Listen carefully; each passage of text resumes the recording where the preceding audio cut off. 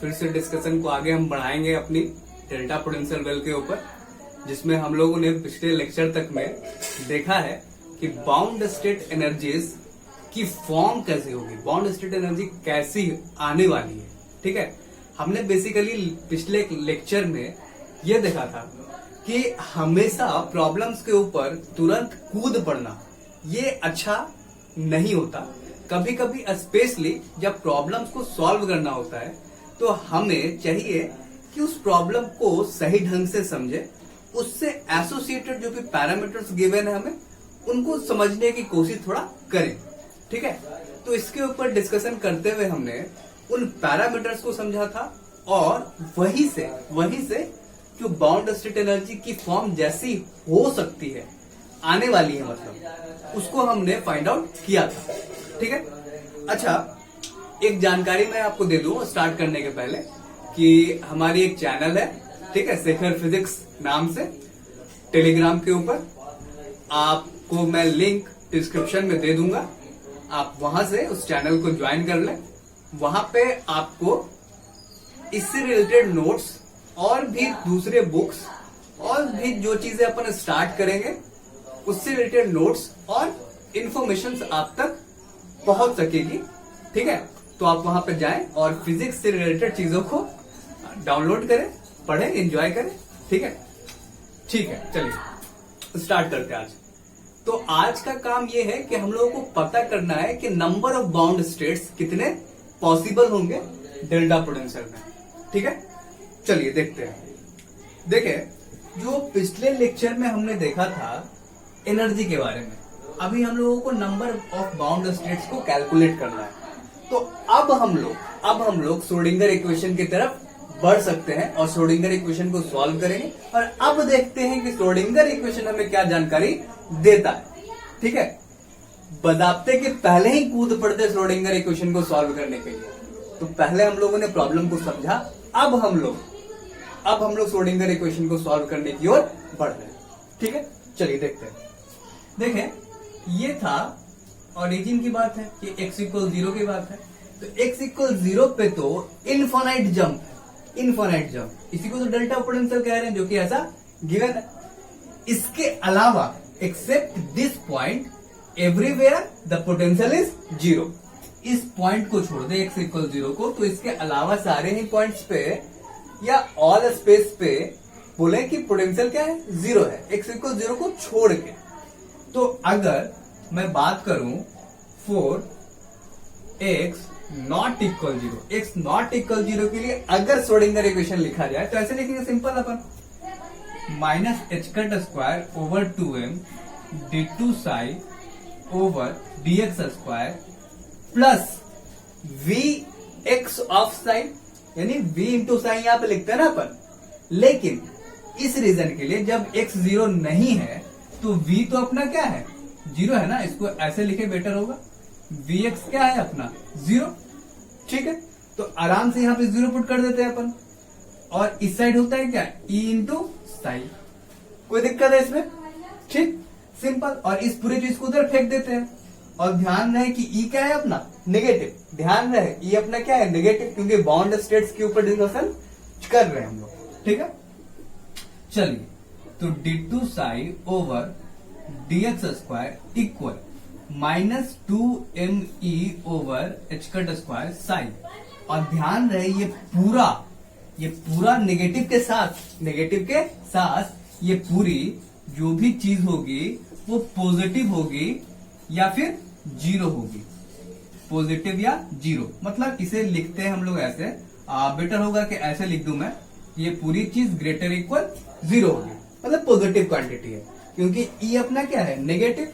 देखें, ई नेगेटिव है अपना और ई नेगेटिव है, और 2m upon H cut square एक पॉजिटिव क्वांटिटी है, उसके साथ एक नेगेटिव और मल्टीप्लाई हो रहा है, मतलब ये पूरी चीज नेगेटिव है 2me upon H cut square, और उसके साथ अपन एक नेगेटिव मल्टीप्लाई कर दे रहे हैं। तो इसका मतलब है कि पूरी ओवरऑल क्वांटिटी क्या हो जाएगी, पॉजिटिव हो जाएगी।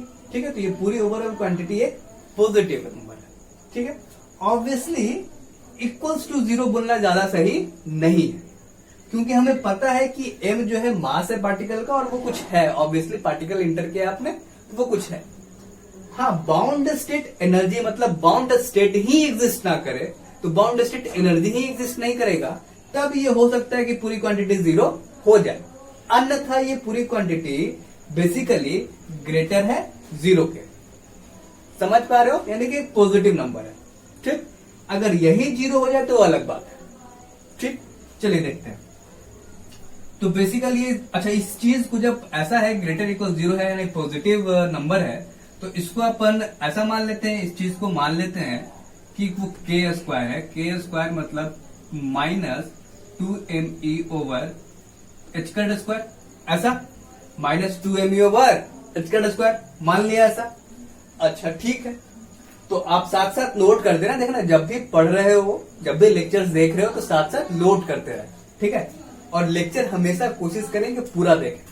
ठीक, चलिए, तो इसे अपने एक पॉजिटिव नंबर मान लिया है, दैट इज के स्क्वायर।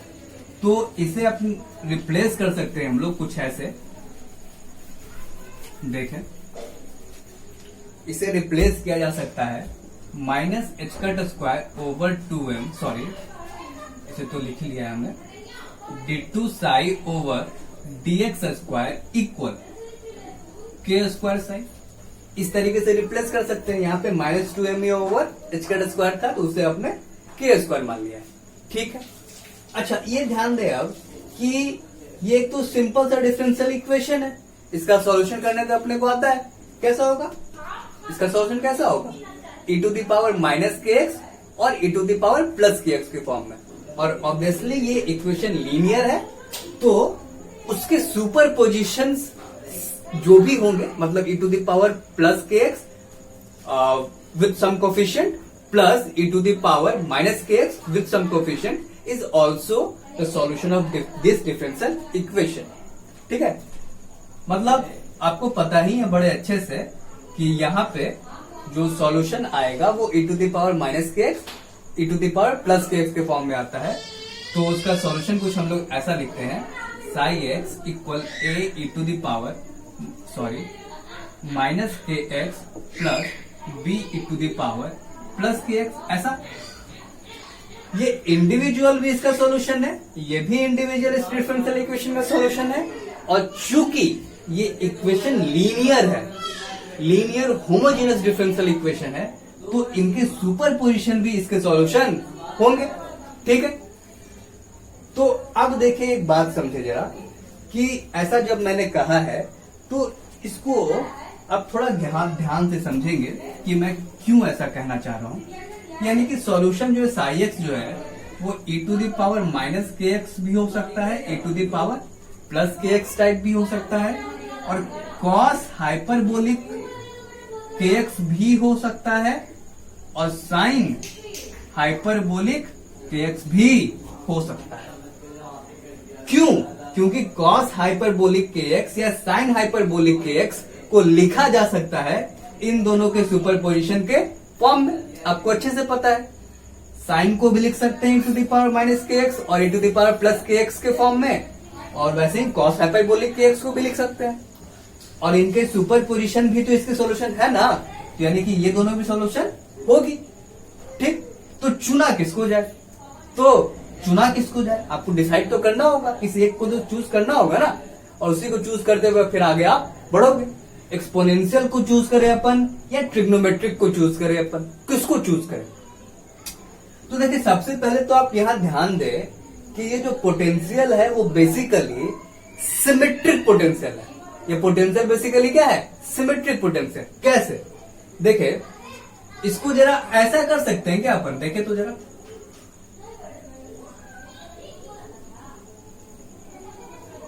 इसे मैं इरेज कर रहा हूं,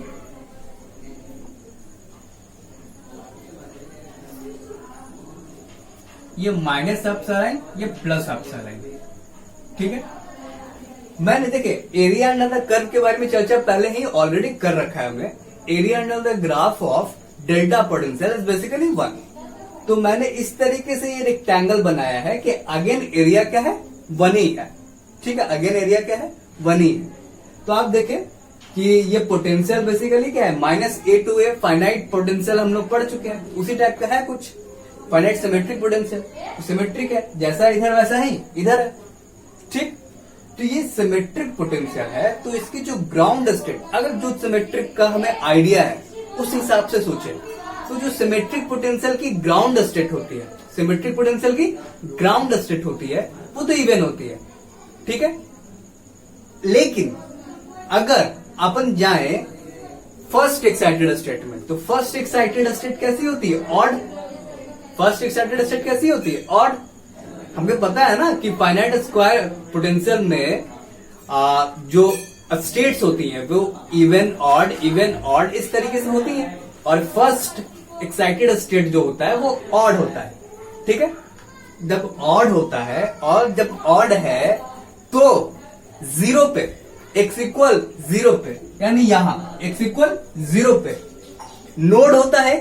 x इक्वल 0 पे क्या होता है, नोड। याद है ना, ऐसा बनता है ना ग्राफ, याद करें आप, ग्राफ पहले ये पहला स्टेट का होता है, ठीक है, ये दूसरा स्टेट का बनाते हैं तो ऐसा होता है, तो ये 0 ही तो होता है, तो 0 पे एक नोड मिलता है क्या, ये फर्स्ट एक्साइटेड स्टेट का है ना, फर्स्ट एक्साइटेड स्टेट का है ये ग्राफ, ठीक, एक नोड मिलता है।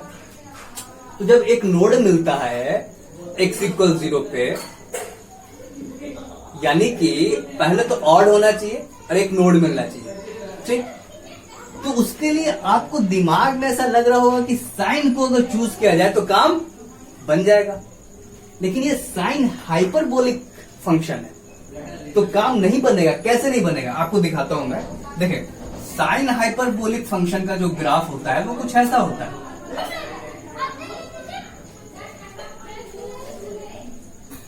मतलब ये जो है, मान लीजिए ये 0 है, तो 0 पे तो ठीक है 0 है, 0 पे तो ठीक है 0 है, लेकिन उसके अलावा ये जो फंक्शन है वो ब्लो करता है। फंक्शन क्या करता है, ब्लो करता है। मतलब कहीं भी 0 फिर होने वाला नहीं है, 0 पे तो ठीक है 0 हो गया, लेकिन उसके बाद फिर कहीं पे 0 होने वाला नहीं है, लेकिन हमको चाहिए 0। ऐसा फंक्शन कभी चाहिए क्या, वेव फंक्शन कभी ऐसा एक्सेप्टेबल है कि इन्फिनिटी पे इन्फिनिटी दे या -इन्फिनिटी पे इन्फिनिटी दे, क्या एक्सेप्टेबल है, नहीं है एक्सेप्टेबल। तो क्या ट्रिग्नोमेट्रिक चूज करोगे आप, क्या ट्रिग्नोमेट्रिक वेव फंक्शन चूज करोगे, तो जवाब है नहीं, जवाब है नहीं। और जैसे ही आपको ये बोला आपने कि ट्रिग्नोमेट्रिक वेव फंक्शन नहीं चूज किया जा सकता, और साथ में जब आपने ये कह दिया कि जो फर्स्ट एक्साइटेड स्टेट है वो तो ऑड होने वाला है, और ऑड एग्जिस्ट ही नहीं करेगा। अगर ये आप चूज कर लो ये वाला, तभी तो ऑड होता ना। सॉल्यूशन तो इतने ही है आपके पास, सॉल्यूशंस तो इतने ही हो सकते हैं आपके पास। और ये अगर वेव फंक्शन पॉसिबल होता तभी तो एक ग्राउंड स्टेट, उसके बाद एक एक्साइटेड स्टेट होता, ठीक है, और उस एक्साइटेड स्टेट को आप बोलते हैं कि वो ऑड है, ठीक है। लेकिन ये तो पॉसिबल ही नहीं है, ये तो पॉसिबल ही नहीं है, और दूसरा कोई और दिख नहीं रहा।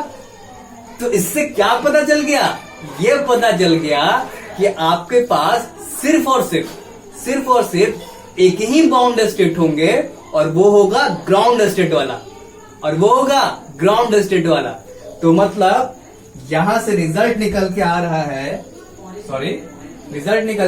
अच्छा इसको मैं इरेज कर देता हूं, आप साथ में नोट करते रहे, ध्यान से। अच्छा यहां पे लिख दे रहा हूं मैं कि फ्रॉम दिस ऑब्जर्वेशन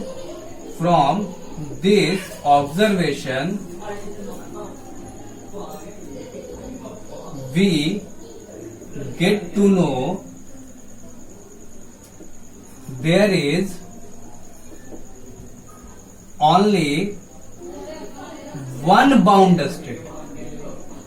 सिर्फ और सिर्फ कितने बाउंड स्टेट्स होंगे, सिर्फ एक।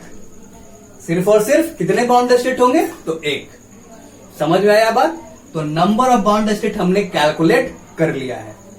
अब अगले लेक्चर में हम लोग क्या करेंगे कि डेल्टा पोटेंशियल अभी तक हमने यूज नहीं किया, कोई डेल्टा पोटेंशियल का यूज ही नहीं किया।